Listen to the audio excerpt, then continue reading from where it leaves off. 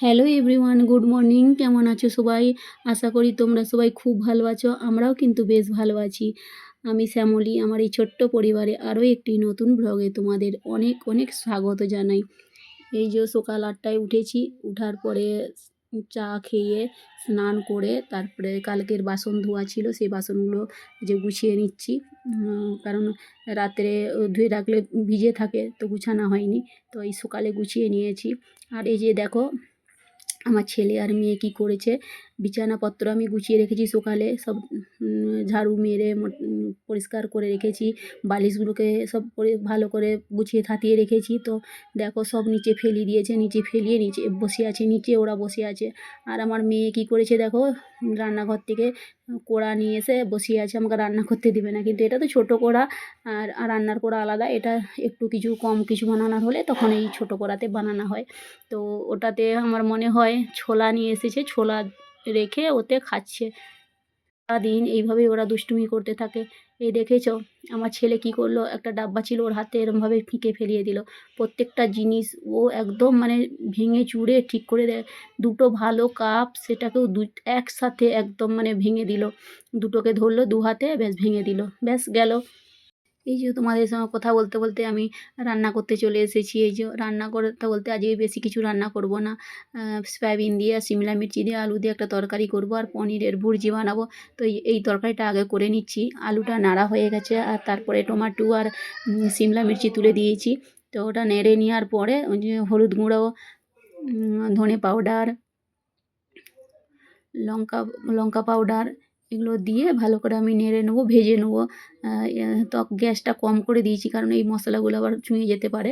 তো গ্যাসটা কম করেই আমি নাড়ছি। তো আলু তো সিদ্ধই হয়ে গেছে। তারপরে ওই যে টমেটো আর পেঁয়াজ আর একটু রসুনকে আমি মিক্সারে পিষে নিয়েছিলাম। তো এই যে পেস্টটা আমি ২-৩ দিনের জন্য একবারে বানিয়ে নিই, কারণ সবসময় আমি টাইম একদমই পাইনি। আচ্ছা, নুনটা দিতে একটু দেরি হয়েছে কারণ আমি ভুলে গেছিলাম। তো এই যে এখন নুনটা দিচ্ছি। তারপরে এই যে এবার নেড়ে নেবো। নেড়ে নিলে ভালো করে মশলাটা ভেজে নেবো। তারপরে জল ঢেলে দেবো আর কি।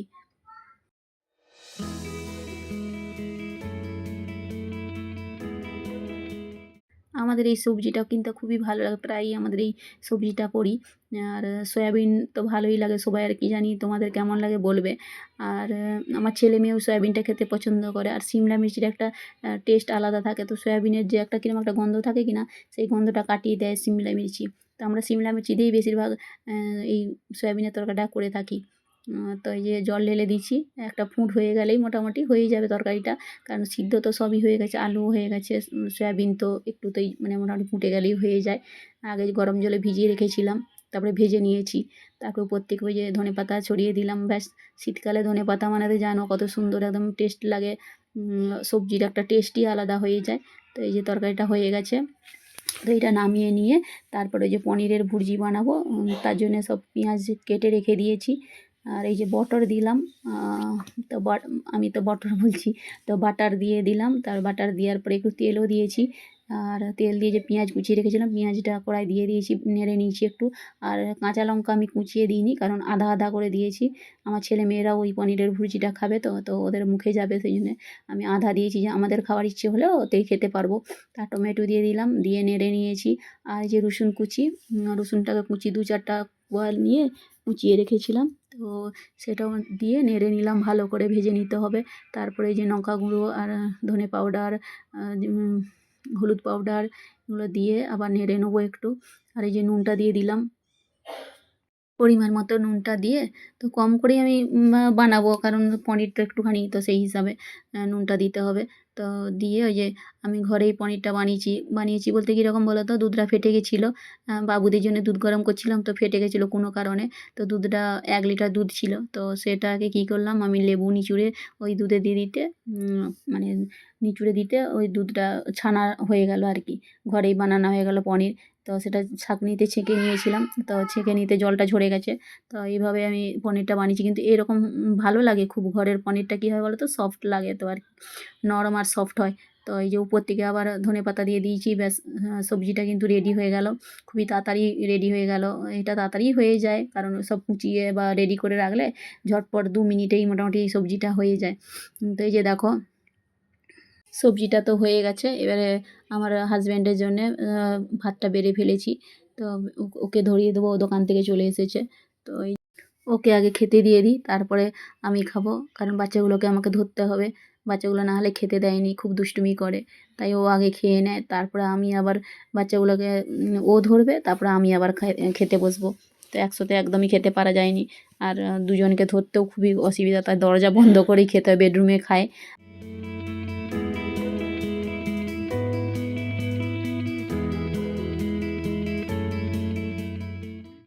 এই যে আমার হাজব্যান্ডকে ভাতটা ধরিয়ে দিয়েছি, তো ওরাও চলে এসেছে, তো ওদেরকে ধরে নিয়ে যাব। তো আমি বলছি যে ওকে ওদের দিকে একটু একটু করে খাইয়ে দাও, তারপর ওদেরকে ধরে নিয়ে যাব আমি, মানে অন্য রুমে নিয়ে যাব আর কি।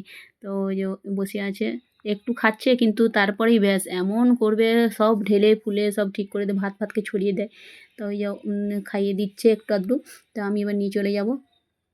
তারপরে সে আগের দিনে যে আমরা ডিমার্টে গিয়েছিলাম, তো সেগুলো তো তোমাদেরকে দেখানো হয়নি। তো সন্ধেবেলা ওরা শুয়ে পড়েছিল একটুখানি, তো সেই টাইমে আমরা এগুলো আর কি গোছ করার জন্যে সব প্যাক করে নেবো আর কি, ডাব্বায় টাব্বায় সব গোছ করে নেবো।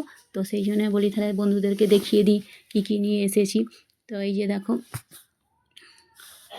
3টে বেডশিট নিয়ে আসা হয়েছে, আর ওদের দুজনে 2টো ব্যাগ নিয়ে আসা হয়েছে।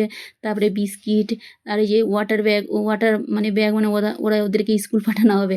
তার এই যে মশলাদানিটা আমাদের ভেঙে গেছে, তাই মশলাদানিটা নিয়ে আসা হয়েছে। আর এটা হচ্ছে গিরনারের চা পাউডার, আর এই যে টিফিন বক্স ওদের জন্যে, ইনস্ট্যান্ট গোলাপ জামুনের প্যাকেট ঘরেই বানাতে হবে। আর এটা মিক্স কলাই আছে, ছোলা মটর এইসব মিক্স করা আছে, এগুলো ভিজিয়ে বানাতে হবে আর কি।